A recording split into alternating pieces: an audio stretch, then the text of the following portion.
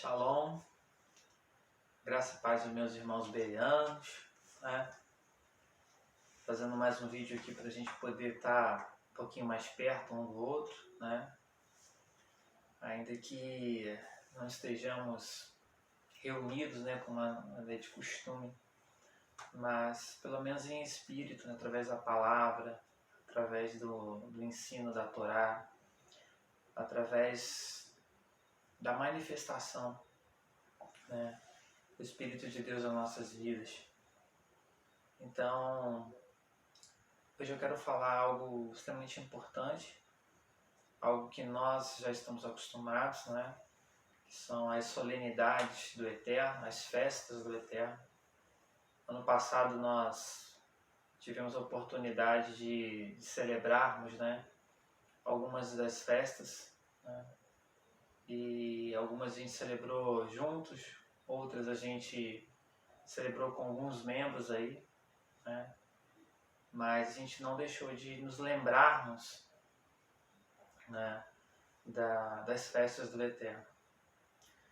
E agora nós estamos entrando no mês de Aviv, que é o mês da primavera lá em Israel. É o primeiro mês do ano.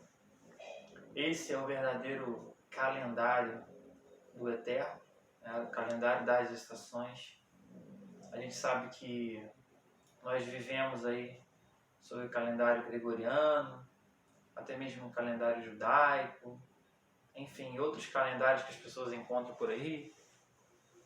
Mas aquilo que está escrito na Bíblia é que Deus separou o mês de Aviv para ser o primeiro dos meses aos israelitas. Esse mês acontece na primavera.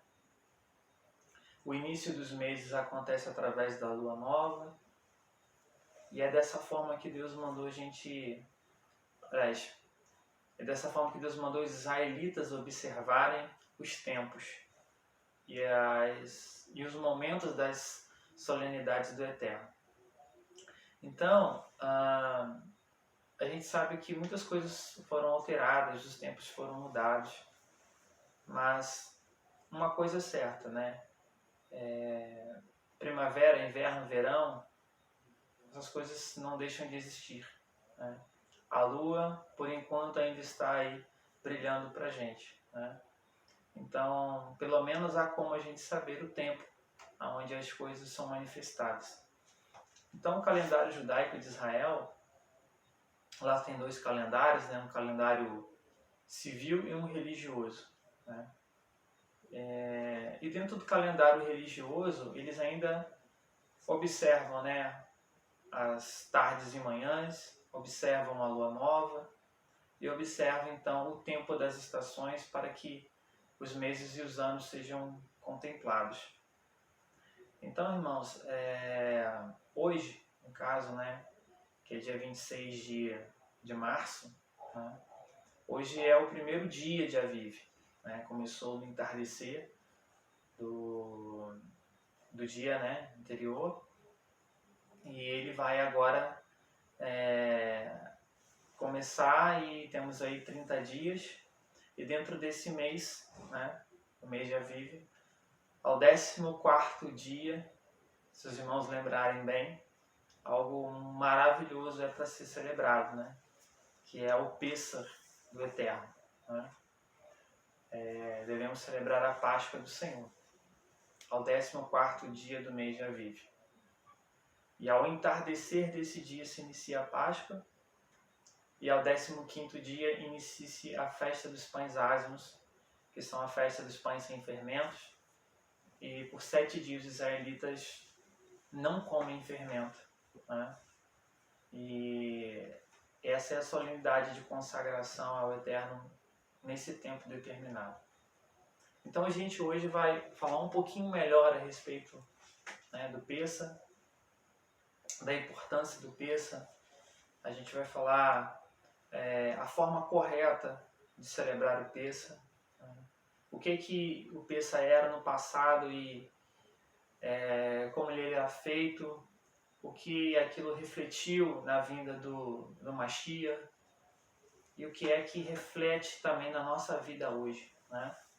qual é a maneira que nós hoje nos comportamos diante da Páscoa, né? Então eu convido os meus irmãos aí a pegarem suas Bíblias e abrirem sua Bíblia em Êxodo capítulo 12, tá? É onde a gente vai ver essa passagem do Pêssar, né?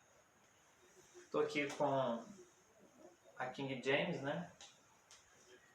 E eu vou ler aqui para os irmãos, tá? E a gente vai comentar algumas coisas. A Páscoa de Deus e a libertação dos israelitas aconteceu no Egito, né? Quando Deus foi tirar o povo dele de lá, né? Da escravidão do Egito, escravidão de Faraó, e Deus decidiu julgar os deuses do Egito. Disse Yahvé a Moisés e a Arão na terra do Egito: que este mês seja para vós o princípio dos meses. Será o primeiro mês do ano. Então, o mês onde vai acontecer a Páscoa é o primeiro mês do ano, né? Falai a toda a congregação de Israel, dizendo: no dia 10 deste mês, cada homem tome para si um cordeiro para cada família, um cordeiro para cada casa. Entretanto, se a família for pequena para consumir um cordeiro, então se juntará com o vizinho mais próximo, conforme o número de pessoas. O cordeiro será escolhido na proporção do que cada um puder comer. O cordeiro será macho, sem defeito e de 1 ano. Vós os escolhereis entre os cordeiros e entre os cabritos. E o guardareis até o dia 14 deste mês, e toda a assembleia da congregação de Israel o degolhará à tarde. Então, qual foi a ordenança do Eterno? Que ao 10º dia, né, do mês de Aviv, o que é que eles iriam fazer? Eles iriam separar um cordeiro, né, um cabrito, ao macho de 1 ano, sem defeito, e iriam deixar ele separado por 4 dias, né, do dia 10 até o 14º, tá? E quando chegasse no 14º, toda a congregação, né, toda a assembleia, eles iriam fazer num ato único, né? Cada família de Israel iria sacrificar um cordeiro, né? Para que esse cordeiro fosse comido nesse dia, né? E tomarão um pouco do sangue e passarão sobre os 2 umbrais e sobre as vergas das portas das casas em que o comerem. Naquela mesma noite comerão a carne grelhada no fogo, com pães matzah, pães não fermentados, e ervas amargas a comerão. Não comereis dele nada cru e nem cozido em água. O animal inteiro, incluindo a cabeça, as pernas e os miúdos, será assado em brasa. Nada deixareis sobrar até amanhã. Caso isso aconteça, queimareis o que restar. Ao comer, estáis prontos para partir, cinto atado, sandália nos pés e cajado na mão. Comereis às pressas. É o Pêssar de Yahvé, a Páscoa do Senhor. E naquela mesma noite eu passarei pela terra do Egito e matarei todos os primogênitos, tanto dos homens como dos animais, e executarei juízo sobre todos os deuses do Egito. Eu sou Yahvé. O sangue, porém, será para vós um sinal nas casas em que estiverdes. Quando eu vir o sangue, passarei adiante. A praga de destruição não vos atingirá quando eu ferir o Egito. Este dia, portanto, será para vós um memorial e o celebrareis como uma festa perene para Yahvé nas vossas gerações. O celebrareis por decreto perpétuo. Então, amados, nós vemos aqui a primeira Páscoa dos israelitas, né? Eles estavam no Egito, Deus iria retirá-los de lá, tá? E Deus ordenou que eles separassem esse cordeiro ao 10º dia, né? Guardassem por 4 dias ali, e no 14º dia eles sacrificassem, né, o cordeiro, eles iriam assar esse cordeiro e iriam pegar aquele sangue, iriam passar nos umbrais para que servisse de sinal em suas casas, para que quando o anjo destruidor viesse, né, ele passasse por cima das casas e não atingisse os filhos dos israelitas, né? Então a palavra Pêssar, em hebraico, que na nossa tradução de português é Páscoa, essa palavra significa passagem, ou passar por cima, né? Saltar por cima. Então, o anjo destruidor, ele passou por cima dos israelitas. Os israelitas passaram pela morte e a morte não teve poder sobre eles, né? Então, qual que é a indicação, né? Todo esse simbolismo da Páscoa, ela vai trazer um sentido em cima de Yeshua e para nós uma revelação. Nós sabemos que tudo que a lei diz e tudo que os profetas dizem, né, eles são sombras daquilo que haveria de vir. Tá? E por que Paulo fala dessa maneira? Porque sombra é algo que você até consegue enxergar, mas a forma pela qual a sombra faz, ela não é uma forma muito definidora. Né? Então você até enxerga, mas enxerga muito pouco daquilo que está ali diante de você. Né? Você não tem uma plenitude melhor da visão, mas você já enxerga alguma coisa. Então, ela era como algo que apontava coisas para os israelitas. Né? E a gente sabe hoje que isso apontava para o Messias. Né? O Cordeiro de Páscoa apontava para Cristo, apontava para Yeshua. Né? E essa revelação se deu quando Yeshua veio. Né? Se colocando semelhante a um Cordeiro de Páscoa. Né? Afinal de contas, né, o Cordeiro de Páscoa ele foi morto a fim de que o seu sangue, né, fosse sinal para os israelitas não perecerem na morte.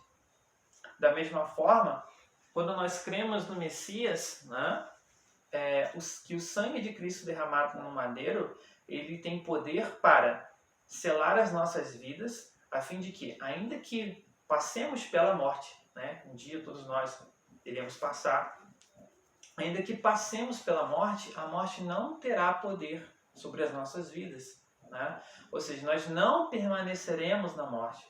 E assim como Cristo ressuscitou ao terceiro dia, tá? Ou seja, houve um tempo em que ele esteve na morte, mas houve um tempo que ele ressuscitou. Da mesma maneira, nós passaremos por um breve tempo na morte, mas ressuscitaremos para a vida eterna. Ou seja, todo esse simbolismo que apontar exatamente isso. Os israelitas passaram pela morte e a morte não teve poder sobre eles. Tá?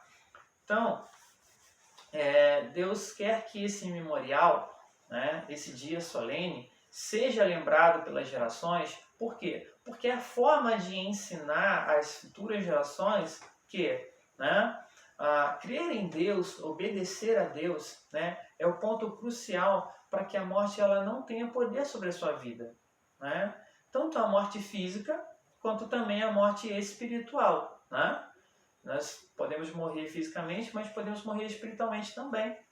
E se a gente não crer, se a gente não obedecer, se os israelitas não tivessem obedecido às ordens que Deus tinha dado para Moisés, de pegarem, né, aquele cordeiro, né, terem todo o zelo de escolherem o cordeiro correto, da maneira correta, né, que não era qualquer cordeiro, tinha que ser macho, tinha que ser de 1 ano, tinha que ser sem defeito, né, e fazer de acordo com aquilo que Moisés mandou eles fazerem, com certeza, né, a casa daquele israelita que tivesse desobedecido, o primogênito dele teria morrido.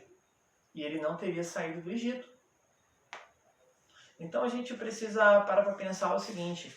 A primeira lição que a gente aprende com a Páscoa é que a obediência a Deus ela precisa ser uma obediência zelosa, ela precisa ser uma obediência que a gente esteja atento em fazer as coisas da maneira pela qual Deus ordenou a gente fazer. Né? Porque se a gente não fazer da maneira que Deus mandou a gente fazer, com certeza nós vamos sofrer consequências, né, da nossa incredulidade, né, da nossa falta de zelo, né, vamos dizer assim, do nosso desleixo. Né? Então a gente não pode ser preguiçoso com a obra do reino de Deus, né? Principalmente com as nossas vidas. Né? Então a gente tem que ter força para orar, tem que ter força para jejuar, tem que ter força para buscar a palavra, tem que ter força para ler a palavra de Deus, para ler as porções, né, das paraxás que a gente tem que ler, né? Então nós temos que ter força para isso. Não podemos negligenciar, não podemos ficar dando desculpa de que ou eu estou cansado, ou eu trabalhei demais, eu cheguei tarde, né? Eu tive que resolver um monte de coisa, não deu tempo, a semana passou e não fiz nada. Né? Eu não posso me permitir a esse tipo de justificativa. Né? Por quê? Porque a minha vida espiritual, a minha vida eterna, né? A minha vida com Deus, ela depende dessa obediência. Né? Ela depende que eu me levante, que eu vá lá, que eu separe o cordeiro, que eu venha, trago, guarde ele, analise ele, veja se realmente ele está direitinho conforme Deus mandou fazer. Né? Eu preciso dessa iniciativa. Em todas as coisas que eu faço para Deus, eu preciso dessa iniciativa. Né? Então vamos lá. A Páscoa, ela é um mandamento perpétuo. Tá? Então, assim, Yeshua, ele cumpriu parte da Páscoa, porque ele é o Cordeiro Pascal. Né?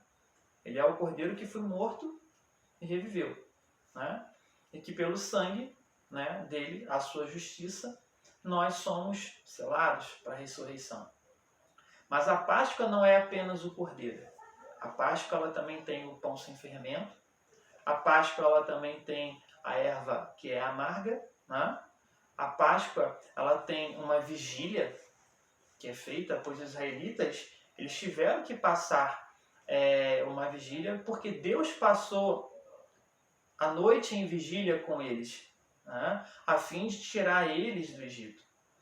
E é por isso que os israelitas, até hoje, quando celebram a Páscoa, fazem a vigília da Páscoa. Né? Então, não é uma festa como uma festa do mundo, como uma festa de aniversário, como uma festa das tradições humanas, né? Que as pessoas, como fazem no Natal, né? Vai lá, faz aquela comidaiada, né? Troca presentes, o pessoal come, bebe, tal, briga também, e, enfim, faz um monte de coisa, vai dormir com a barriga cheia. Né? Ela é uma festa, tá? Que tem uma santidade, uma solenidade. Né? Então a gente precisa parar para analisar algumas coisas. Né? Só um minutinho, Márcio. Tem quanto tempo aí? Tá tranquilo, 18 minutos. 18 minutos? Então tá. Estou perguntando aqui para a Regina aqui quanto tempo falta, porque o vídeo só pode ser no máximo 30 minutos por causa da memória aqui, tá, Márcio? Então, assim, uma coisa que a gente tem que começar a colocar na nossa cabeça, né? Todas as coisas de Deus são santas, elas têm uma maneira correta de ser feita, né? E a gente vê o mundo transformar a Páscoa na coisa mais abominável possível, né? Principalmente quando se enfia um coelho nessa Páscoa, né? Eu sempre tenho aquele jargão, né? Quando começa a chegar a Páscoa e eu falo assim, né? Eis aí o coelho que tira o cordeiro do mundo, né? Então, assim, não é o cordeiro que tira o pecado do mundo, né? É o coelho que vem e tira o cordeiro do mundo, né? Porque faz essa substituição do Messias, de Yeshua, para um ser que é uma criatura que foi utilizada pelos pagãos como símbolo de fertilidade. Né? Eles pegavam, né, esses animais, né, e utilizavam esses animais em seus rituais como símbolo de fertilidade. Usavam os ovos como símbolo de fertilidade. Faziam seus rituais e depois o secretismo religioso, né, fez com que o cristianismo absorvesse isso. Né? Então, é terrível a gente ver essa cultura hoje dentro do cristianismo. Né? As crianças vão para a escola, filhos de cristãos, né? E volta tudo pintado de coelho, né? Com orelhinha, com, né, bigode, entendeu? fantasiado, sabe? Isso me deixa muito triste, porque nós fomos criados em imagem e semelhança do Criador. Imagem e semelhança do Machia, de Cristo. Aí o seu filho volta fantasiado de coelho, né? Eu já não gosto de nada de fantasia, né? Eu já tenho problema sério com esse negócio de botar máscara de alguma coisa, para mim isso tudo é coisa carnavalesca, né? Então, assim, eu já tenho problema com isso. Então, eu vejo as crianças sendo pintadas, né? De índio, pintada de coelho, pintada de não sei o quê, né? Ou seja, inventando um monte de coisas, né? Fantasiando. E é isso que acontece. Vai para o mercado, vai comprar ovo de chocolate na Páscoa, vai dar para as crianças comer, vai comer também, vai se empanturrar de chocolate, né? Vai encher de espinha na cara, vai passar mal, vai pegar e vai fazer uma panela de canjica com bastante leite condensado, né? Vai lá no mercado, vai comprar o peixe de R$1.000, né? Que é aquele peixe salgado lá, eu só como que é bacalhau, né? Peixe caríssimo. Né? Nunca vi um peixe salgado, isso é caro. Né? Achei que peixe salgado fosse um dos peixes mais baratos que tivesse, né? Porque não é fresco, né? O peixe não foi pescado agora, né? O troço que está lá cheio de sal. E a galera vai pagar. Né? Então, assim, algo que a gente vê que eles chamam tudo isso de Semana Santa. Né? Mas não é santo, porque não é da maneira que Deus mandou fazer. Tá? E eles fazem exatamente isso para desobedecer a Deus. O pior que é isso, né? É desobediência. Né? A gente vê exatamente como Satanás age na cultura, na tradição, fomentando as pessoas a agirem contra Deus. Né? Se as pessoas ainda tivessem esquecido da Páscoa, eu nem diria nada. Pelo menos o camarada não sabia que existia Páscoa. Não, nem sei que é Páscoa. Não, as pessoas sabem que existem a Páscoa, né? E vão celebrar essa Páscoa e vão celebrar, né, de uma maneira imprópria, né? E por que não dizer até imunda, né? Pois sabe lá o que as pessoas, além disso, comem na Páscoa, né? Então, a gente precisa ter esse entendimento, né? Sobre que no 14º dia do mês de Aviv, né? E eu quero já até orientar os irmãos aqui que dia que vai iniciar esse 14º dia, tá? Esse ano, o Pêssar, né, vai cair na quarta-feira, no dia 8 de abril, tá? No início da noite, tá? Então, ao entardecer do dia 8 de abril, está começando a Páscoa. Então, nós temos as comidas essenciais da Páscoa. Quero lembrar aqui, os irmãos, que comer canjica, comer bacalhau, comer chocolate, né, nada disso é pecado, né? Mas utilizar esses elementos e colocar esses elementos exatamente no dia de Páscoa para rejeitar os alimentos, né, que Deus mandou comer, isso com certeza é pecado, né? Então, vamos lá. Deus ordenou que comesse pães sem fermento, né? Então, e por 7 dias, né, além da Páscoa, comesse sem fermento. Então, é uma ordenança. Então, algo que os irmãos precisam também parar para pensar. Nós temos aqui 14 dias para analisarmos a nossa casa, para vermos que, né, não temos a necessidade de termos fermento em casa a partir do 14º dia, né? Que um pão asmo não é algo difícil de fazer, né? Trigo, água, né? Pode-se botar um pouquinho de sal, né, mexer aquela massa ali, fazer um pãozinho, abrir, né, faz na frigideira. Muito simples, qualquer pessoa consegue fazer, né? E ainda é gostoso de comer, né? Então vamos lá, vamos só ficar mais nas minhas palavras, vamos ler mais um pouquinho aqui. Versículo 15, né? De Êxodo 12. Durante 7 dias comereis os pães sem fermento, desde o primeiro dia. Tirareis o fermento das vossas casas. Pois todo que comer algo fermentado, desde o primeiro dia até o 7º dia, essa pessoa será eliminada de Israel. Então veja só, né? Todo aquele que se diz israelita, né? Que se diz filho de Abraão, que é chamado pelo Messias, né? Que é um povo de Deus, e que ele celebra a Páscoa, ele tem que entender que, né? Durante 7 dias ele não pode comer fermento, ele não pode comer bolo fermentado, né? Ele não pode tomar nenhum suco fermentado, ele não pode comer nenhuma massa fermentada, nenhum salgado. Ele tem que entender que, né, do 14º até o 21º dia da Páscoa, né, e do pão sem fermento, não pode comer fermento. Por que não pode comer sem fermento? Porque Deus ordenou que não é para comer. Porque tem uma característica espiritual para isso? Tem uma característica espiritual para isso, a gente vai ver que tem. Né? Porque o mundo não faz isso, meus irmãos. Pergunta para o mundo se alguém no mundo fica 7 dias sem comer fermento. Claro que não. Né?